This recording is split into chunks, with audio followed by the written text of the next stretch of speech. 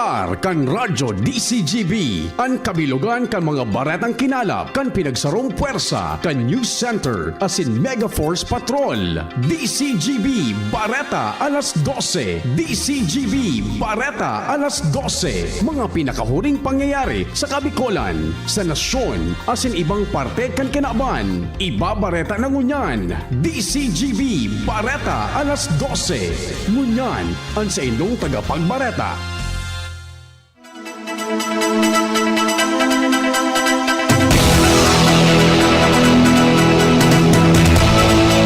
Diyos maray na udto mga tugang ininapuan ka taripunan kan mga darakulang bareta ngunya na pagkaaldaw Martes, petsa 28 kan Hulyo 2026. Kami po ang sa indong magiging tagapagbareta. Ako po si Nicole Ann Gloriani.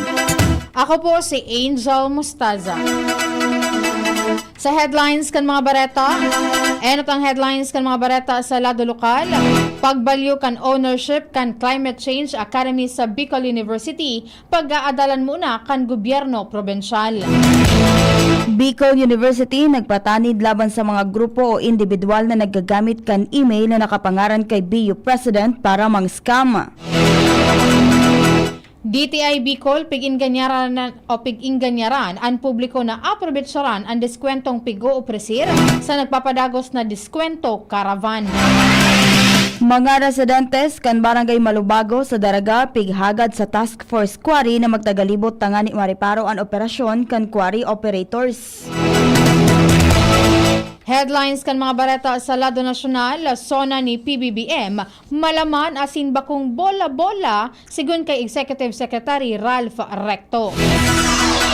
Mga pulis asin mga katuwang na ahensya na matrangkilo o sa matrangkilo asin matano sa pagkondukta nin SONA, inumaw ni PNP Chief Police General Melencio Nartates Jr. Nagkaperang kongresista na kulangan sa SONA ni PBBM. Tuwang standing ovation asin si sentang parakpakan na resibi ni PBBM sa iyang ikalimang SONA. Sa ibang nasyon, Romania na fighter jet na pabagsak kan Russian drone sa Black Sea. Sa lado kan Karawato Sports, LeBron James, opisyal ng miyembro kan Philadelphia 76ers. Sa detalyes kan mga bareta, ang detalyes kan mga bareta sa lado lokal. Ang baretang ini hatod sa Indukan. Artrisin Joint Supplement. Bumabagal ang galaw dahil sa joint pain at arthritis. Mag-Artrisin. Pag-aadalan muna ka na Provincial Legal Office ang ownership o derechos kan gobyerno probensyal sa napababayaan na Climate Change Academy na nasa loob kan vicinidad kan Bicol University. Sa entrevista kan DCGB News kay Albay Governor Noel Rosal, sinabi niyang dai siya basta-basta matugot na itaw ini sa manihamiento kan BU Dailantan Academy na establisher kan mga nakaagi pang administrasyon asin posibleng dakol na kasunduan na nabilog sa kan pigagamit pa ini. Dagdag pa niya na kaipuhan na may angat takon na itatao o mag-ingat na takon itatao sa inikan probinsya sarong dakulang problema ang mga dokumentos, partikular na ang mga eksisidong Memorandum of Agreement na nabilog kan kaito. Piglinaw man na sa suportado niya ang kagadan kan Universidad alagad kaipuhan niya munang hagadon ang tabang kan legal officer tanganing maberifika ang mga bagay-bagay sa akademya. Magigiramduman na nagpahayag din interes si BU President Bebe Boy Benjamin Nebres III sa gobyerno probensyal na hagadon ang jurisdiction kan Climate Change Academy na pigisaranin halas sa presente asin gibuhon ining Mayon Heritage Center. Ang baretang ini hatod sa Indukan. Leon Extra Strong Beer. Bangis mo! Daing autorisasyon sa Office of the President kan Bicol University ang email na nagagamit kan pangaran ni BU President Baby Boy Benjamin Nebres III na nagpapadala nin mensahe sa publiko. Sigun sa ipinaluwas na pahayag ni Nebres, nakaresibi ang sa indang opisina nin mga report as in screenshots kan sarong email na may subject na urgent na nagahagad nin tabang hali sa recipient. Ipiglinaw kan opisina na bako ini hali kay Dr. Nebres o sa Office of the President as in day ini nagagamit kan opisyal na email email address kan universidad. Dahilan kay ni pinag-abisuhan ang publiko na dai magsimbag, dai mag-click nin anuman na link, dai mag-download nin attachments o magtaon nin personal o pinansyal na impormasyon. Pinagduon man na ang gabos na opisyal na komunikasyon hali sa iyang opisina, anhali sa na sa opisyal niyang email mantang po pwedeng makipagkoordinar sa Communication and Public Relations Office para sa verifikasyon kan mga kaduda-dudang mensahe.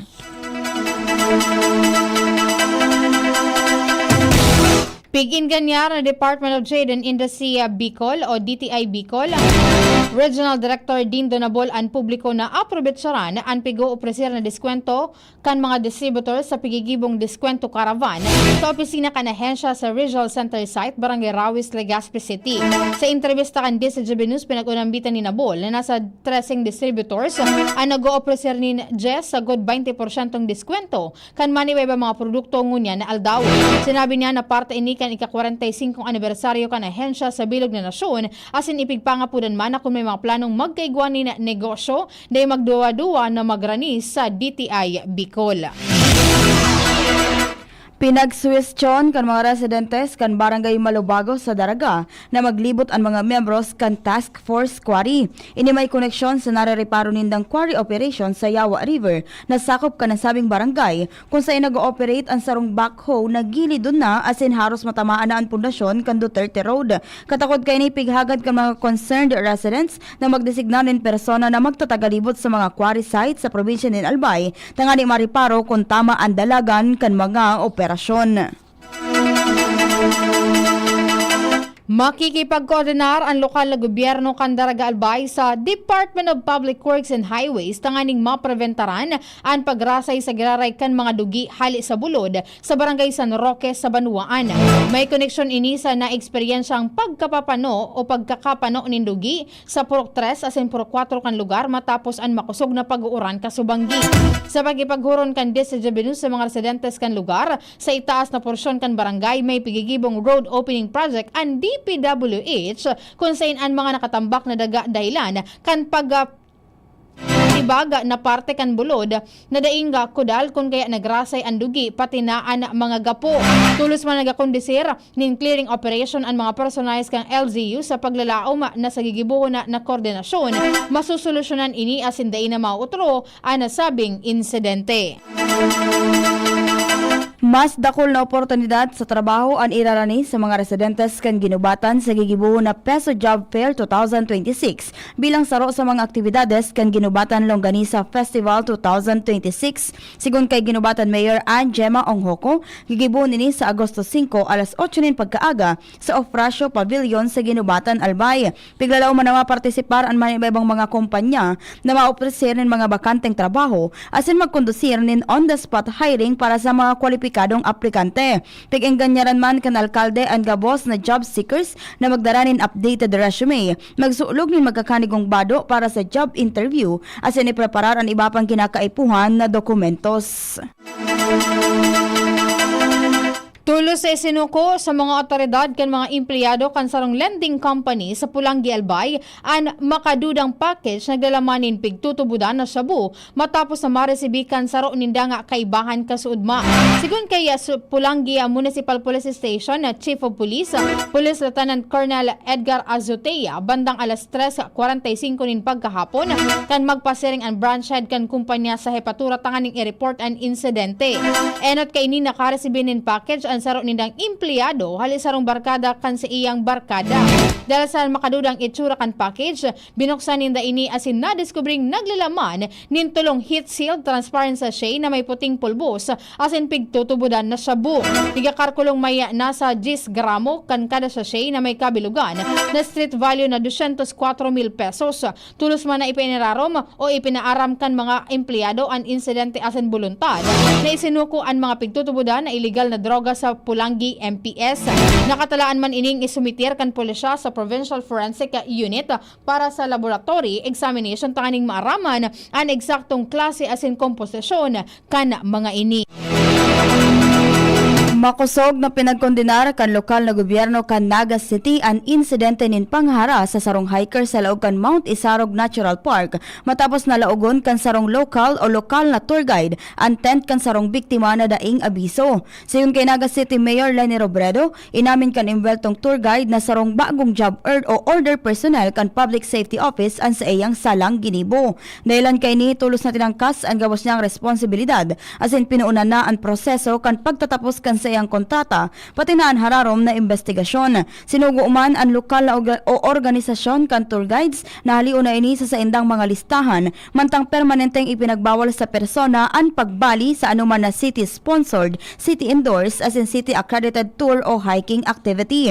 Pigagad man kan syudad sa Protected Area Management Board as in Department of Environment and Natural Resources na magpautob din magkakanigong restriksyon laban sa iya. Katakod kay ni nagbilog ang lokal na gobyerno kan Naga City nin sarong joint task force na makondusir nin investigasyon asin masiguro na matatawan nin magkakanigong suporta ang biktima. Pinakusugman kan syudad ang mga lakdang sa seguridad sa Mount Isarog Natural Park kay banan mahigpit na pagpapotob kan alcohol ban asin pagsasairarom sa gabos na accredited tour guides sa refresher course, gender sensitivity asin ethics training tanganing masiguro ang kaligtasan kan gabos na mga nagbibisita sa lugar. Asin yan ang mga detalles ng mga barata sa lado lokal. Masunod man po ang mga detalles kan mga barata sa lado nasyonal. Ibang nasyon sports asin iba pa makali sa nagkaperang pagirumdum. Ahoy! Kidney Care Time! Ako si Terry. Nung una, talagang mahirap ang kalagayan ko. May problema ang kidney ko at madalas ding mataas ang blood pressure ko. Minsan natatakot ako kasi iniisip ko kung ano pa ang pwedeng mangyari sa katawan ko. Buti na lang may nagrekomenda sa akin ng Kidney Care. Ininom ko ito araw-araw at pagkalipas ng ilang buwan, talagang naramdaman ko ang pagbabago. Mas magaan na ang pakiramdam ko at mas nakakagalaw na ako ng maayos. Maraming salamat sa Kidney Care. Ang Kidney Care ay mabibili sa Mercury Drugstore at mga suking butika. Maugmang ipinipresentar kan lokal na gobyerno kan ginubatan sa pamamayo ni Mayor Gemma Ann Onhoco asin kan sangguniang bayan ang Longganisa Festival 2026. Kapangang bulan na panunin maugma asin kapakipakinabang ng mga aktibidad na mapon Agosto 1 sundo Agosto 15 ngunya na taon. Day 1, Agosto 1, Holy Mass, Agri Fair Opening asin opening kan Beer Plaza Pagkabanggi. Agosto 2, Zumba Competition. Agosto 3, Tree Growing, PWD Day. Agosto 4, Youth Service Day. Agosto 5, Peso Job Fair sa Ofracio Pavilion. Agosto 6, Bloodletting.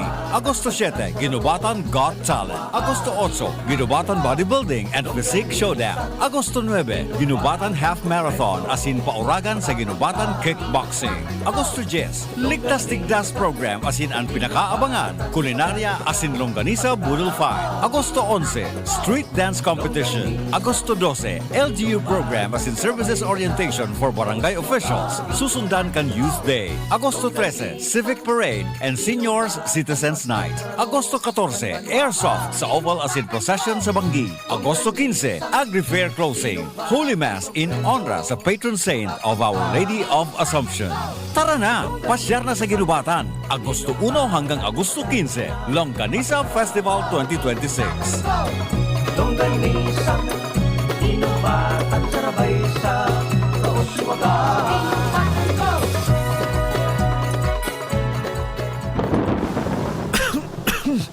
Tagulan na. Uso na naman ang ubo. Mabuti ng handa. May Plemex Forte ako. Ang Plemex Forte ay natural na lagundi. Tumutulong palabasin ang plema para tumigil ang pagbubo. Ginhawa sa paghinga. Sakto talaga. Plemex Forte. Syrup o capsule. Basta lagundi. Plemex. Vitex Negundo L. Lagundi leaf is the generic name of Plemex Forte. If symptoms persist, consult your doctor. Ready to experience exciting rewards and luxury gaming? With New Star Online, get a chance to win through multiple daily leaderboards. From bingo big wins and daily bets to daily claim and welcome rewards. Plus a variety of rewarding promotions available every day. Download the New Star Online app now and elevate your gaming experience with more daily rewards. For EGLD reference number MKTG-2026-0940, 0941, 0943, 0946, 0947, 0949, and MKTG 2026-1210. Gambling is for persons 21 years old and above only. Gambling can be addictive. Know when to stop. Email responsiblegaming@pagcor.ph. Discover the beauty of playing brightly with New Star Online. Luxury entertainment now in your hands. Gambling is for 21 years old and above only. Gambling can be addictive. Know when to stop. Email at responsiblegaming@pagcor.ph. DZGB. Bareta alas 12.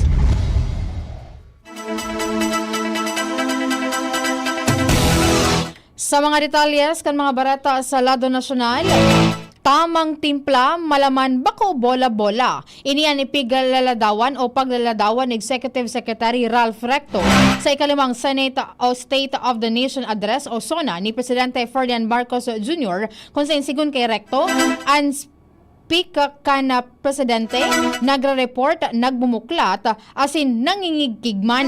Sinabi ni Recto na parte kan SONA kung saan sinabi kan presidente ang mga dapat panggibuhon na malinaw asin pigsaro-saro ini para madaling mamonitor kapag naipautob na. Ang pangapunan kan presidente para sa gabos asin punduhon ang mga pamumulitika asin rikasan ang pagtrabaho para sa katrangkiluan, kauswagan kana bilog na nasyon. Inumaw ni Philippine National Police o PNP Chief General Jose Melencio Nartates Jr. ang mga pulis asin katuwang na ahensya kaini dahil sa matrangkilo asin matapos o matanos na pagkondukta ng State of the Nation Address ni Presidente Ferdinand Marcos Jr. Sigun sa iya nagbunga ang gabos ng mga sakripisyo poon sa pagplano sagud sa implementasyon sa mga lakdang pansiguridad sagud matapos ang nasabing aktibidad. Sinabi niya na dai mangyayari ini kung bako dahil sa dedikasyon asin higos bako sa nakan mga tauhan kay ni kundi pati na kan mga katuwang kaining ahensya araw kan Armed Forces of the Philippines o AFP, Metropolitan Manila Development Authority o MMDA, Philippine Coast Guard o PCG, Bureau of Fire Protection of BFP, as in Quezon City Local Government Unit o LGU.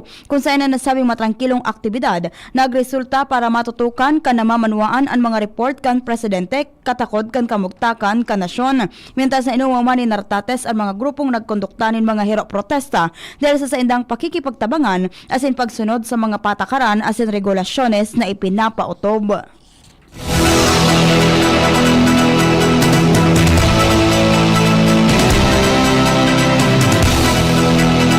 Siring kan piglalauman na nakulangan ang nagkaperang kongresista sa ikalimang State of the Nation Address o SONA ni Presidente Ferdinand Bongbong Marcos Jr. dahil sa dakul na issue ang dai kay ni pigtokar asin dai nga piglatag na solusyon. Apisar kan sinabi ni Marcos na nakatalaan na sa angatanan patong-patong na kaso si dating House Speaker Martin Romualdez na garong dai digdi bilib si Dinagat Island Representative Kakabag-aw dahil inabot pa nin sarong taon bago pangaranan o napangaranan ini ang big fish sa anomalya sa flood control project. Disganado man ang kongresista dahil sa dainaon ambitan kan presidente ang National Land Use mantang dai kay ni minibid an sa iyang o kan sa iyang administrasyon bilang sarong prioridad an open infrastructure and public oversight para buksan ang sistema kan gobyerno para matawan ang mga namamanuaanin kakayanan na bantayan ang mga produkto o proyekto kan gobyerno asin masiguro na ang lambang nga pisong pigagastos napapaduman sa proyektong tunay na kaipuhan kan komunidad. Dai man na itago ni Akbayan Party List Representative Percy Sendenya dahil sa daiman lamang naunambitan ni Marcos ang sitwasyon kan mga obrero sa nasyon. Partikular na ang 200 pesos na across the world o board wage hike. Sering man ang pagbaba kan presyo ng mga barakalon sa pagbawas kan VAT gikan sa 12% asin gigibuhon ng 10%. Maging si Senior Citizen Party List Representative Rodolfo Ordanes disganado dahil warang malinaw na programa ang presidente para sa mga gurang o seniors apisar kan ambag kan mga ini sa nasyon kan kakusugan o kamakusuga pa ang mga ini.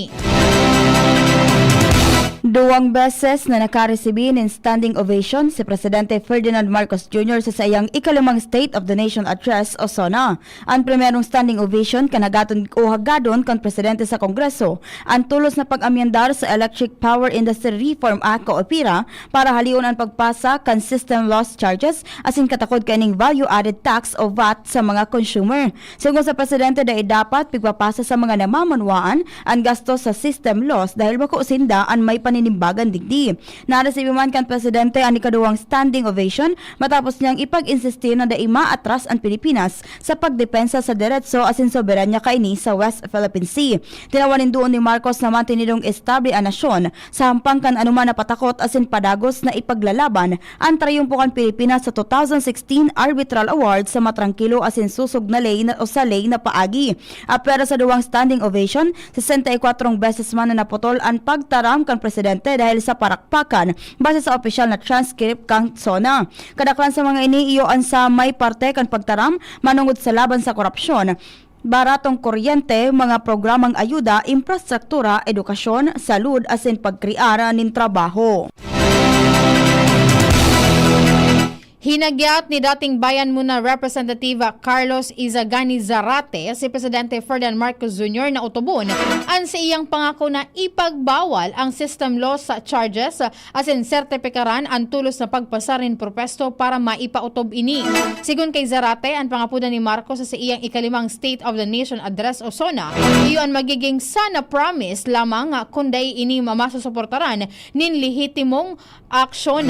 Sinabi ni Zarate na ang parakpak asin pag-umaw sa plenaryo bakong supisyente. Nagdag pa kaini na kun ang presidente sincero na maihawas sa kadipisilan ang mga Filipinong pamilya, dapat sertifikaran niya ang mga pending legislative measures kaibahan na bilang mga urgent. Kaibahan ni political will, power, bako rhetoric ang madesisyon kung talagang mababa ang electricity bills. Ang system loss charges iyo ang kuryenteng nawara sa transmission, arogan pagkawara ng enerhiya sa mga transformer asin linya, asin hinabas na kuryente na pigbabayadan kan mga consumer. Para kay National Task Force for the West Philippine Sea spokesperson na Real Admiral J. Tariela, ang parte kan State of the Nation Address o SONA ni Presidente Ferdinand Marcos Jr. sa West Philippine Sea ang pinakang nagmarka sa bilog na SONA. Sigun kay Tariela, naging malinaw ang makusog na paninindugan kan Presidente sa diretso kan Pilipinas kan sa girari kay ningi insistiran importansya kan 2016 Arbitral Award. Mahalaga man ang patanid kan Presidente na Pilipinas sarong nobleng nasyon na daima atras sa pagdepensa sa soberanya asin diretsos kaini. Inuwang man ni Tariela ang pangapunan na Presidente Marcos sa gabos na Pilipino na magkasararo apisar kan magkakaibang paninindugan dahil ang ipinaglalaban sa West Philippine Sea iyuan para man sa mga masunod na henerasyon. Dagdag pa niya na ang parteng inikan SONA ang nagsirbing cherry top asin nag-ani ninsaro sa pinakamakusog na parakpakan hali sa mga nag-atendir. Bareta sa ibang nasyon, sarong Russian drone ang pinabagsakan sarong Romanian fighter jet matapos na maglaog sa airspace kan Romania. Makusog na kinondenar kan nasyon ang sunod-sunod na pagbalgar sa indang airspace na parte man kan teritoryo kan NATO as in European Union. Sigun kay Romania na Defense Ministry, napugulan kang Romania na F-16 fighter jet ang sarong Russian drone sa parte kan Black Sea ka nakaaging aldaw. Napag-araman na inian ikatulong drone na pinabagsakan Romania sa laog sa nanin tulong aldaw matapos na nagkapirang insidente sa nina paglaog kan mga Russian drone sa saindang airspace. Ang Romania, miyembro kan NATO asin na may share border sa Ukraine, napadagos na nakakamati nin pag-atake hali sa Russia. Sigun kay Romanian President Nicosor Dan, bako magakanigo ang pauro utrong pagbalgar kan Russia sa saindang airspace. Sinabi niyang seryoso nindang pigtututukan ang mga insidente kaiban ang saindang mga kaalyado. Sinabi man kang NATO na padagos pa nindang pig-iimbestigaran ang detalye kan pinakahuring insidente. Base sa mga otoridad, ligtas na napabagsak ang drone sa kamawota na maabot ang 12 kilometros hali sa baybayon sa bayaan kan Sulina sa parte kan saindang territorial water. Poon kan magsilyab ang gera entre kan Russia asin Ukraine, nakapagrehisto ang Romania nin 33 na insidente nin Russian drone attack sa saindang airspace. Manungod man digdi, day pa man kibigpapaluwas na payag ang Moscow manungod sa incident. Sa lado kan Karawato Sports, opisyal nang ipinamidbid kan Philadelphia 76ers si NBA superstar LeBron James bilang pinakabagong miyembro kan team. Kasabay kan anunsyo ipinahiling kan Sixers ang jersey ni LeBron na may numerong 23 na sa giraray niyang isusulog sa bagong kabtang kan sa iyang career. Sigun kay Sixers managing partner Josh Harris, nakulang onra para sa team ang pag-abot ni LeBron. Sinabi niyang piglalauman nindang makakatabang ang veteranong basketball player para maibalik ang team sa peak kaini para sa kampyonato kay bahanan ni Joel Embiid, Tyrese Maxey, Jaylen Brown at VJ Edgecombe. Sa edad na 41, maawat ni LeBron na maging kainot-inoting player sa kasaysayan kan NBA na mangganan ng kampyonato sa 4 na magkakaibang team. Dati na siyang nagkampiyon sa Miami Heat, Cleveland Cavaliers at Los Angeles Lakers. Ipinahayag ni LeBron ka nakaaging simana na ang pagbalyo sa Philadelphia ang sa iyang last decision sa NBA. Sinabi niyang tutubod siyang may kakayahan ang 76ers na sa giraray na maging kampyon. Ultimo nagkampiyon ang Philadelphia kan 1986 o sobra 4 na dekada na ang nakakaagi. Niyanta sinabi ni Sixers President of Basketball Operations Mike Gansey na si LeBron iyo ang saro sa pinakamatibay na player sa istorya kan basketball asin piglalauman na magkaigwan in dakulang ambag sa team sa laog asin luwas kan court. Naimbento kan sarong mag-agom ang shampoo buttons pangsalida sa shampoo sachet na nagawalat nin basura. Sigon kina Marvin asin Ron na incognito, parte ni kan sa indang negosyo na eco-friendly bata products na shower hat. Ang nasabing shampoo buttons, eco-travel asin budget friendly dahil sa salit sa na ini, pwedeng darahon maski sain asin warang namawalat na basura bako araw kan shampoo na nakalaag sa mga sachet. Enot na sindang nakagibo nin bar version kan shampoo, conditioner, feminine wash, lotion asin iba pang body care products. Mababakal ang produkto sa kantidad na 15 pesos kada saro kung saan pwede ining magamit nin tulo sa good anum na beses. Istorya na iiba. Sarong tulay sa rehiyon kan Thesali sa Greece na buminagsak kan taon 2023 dahil kan matinding pagbaha. Ang padagos na pigagamit kan mga lokal na motorista apisar kan peligrong dara kaini. Kan Setyembre taon 2023 binukag kan bagyong Daniel ang Greece, Bulgaria asin Turkey na nagwalat tin rinibong nagadan asin $1 bilyon na danyo sa mga infrastruktura. Matinding tinamaan ang rehiyon kan Thesali kung saan 79 tulay anada nyaran asin dain na magamit dahilan kan maiwasan na pagbabaha. Saro sa mga ini ang Palayo Pyrgos Bridge na buminagsak sa mismong tahaw na parte kaini. Pagkukonektar kan tulay ang mga munisipalidad kan Tempe asin Adya kung kaya dakula ang kwenta kan ruta para sa mga lokal na residentes. Sa presente mahihiling ang paglubog kan istruktura kung saan pirang pulgada na sana ang distansya kaini sa Pineios River. Mientras na ini naging kaulangan tangani mapugulan ang mga motorista na padagos na gamiton ang tulay. Opisyal na dineklara na buminagsak ang Palayo Pyrgos Bridge taon 2023 alaga da ibinugtakanin ulang o barricades kung kasain malaya man sa giraray na nakakaagi ang mga personang nagsusuway sa mga karatula na nagbabawal sa pagbalyo para sa saindang kaligtasan. Flashback. Ngunyan aldaw, Hulyo 28 taon 1963 kan nangyari ang pinakamalalang trahedya sa kasaysayan kan scouting sa Pilipinas kan nagbagsak ang eroplanong pigsasakayan kan 24 delegado kan Scouts of the Philippines pasiling sa 11th World Scout Jamboree sa Marathon, Greece. Ang nasabing Scouts sakay kan United Arab Airlines sa Flight 869 kung saan kumpeso ininin 21 Scouts halis sa man ibabang parte kan nasyon asin tulong mga senior scout. Matangharan nina sa aeroperto kan Bombay, India, buminagsak ang eroplano sa tahaw kan makusog na uran asin turbulence kung saan warang nailig sa 63 na pasahero asin crew kanasabing biyahe. Katakod kay ni ibinaba sa kabanga ang mga watawat o mga bandera bilang paggalang asin binakantehan ang mga lugar na nakatagama para sa delegasyon kan Pilipinas. Bilang pagrumdom, idigdeklarar ni Presidente Cory Aquino ang Hulyo 28 bilang Scout Memorial Day.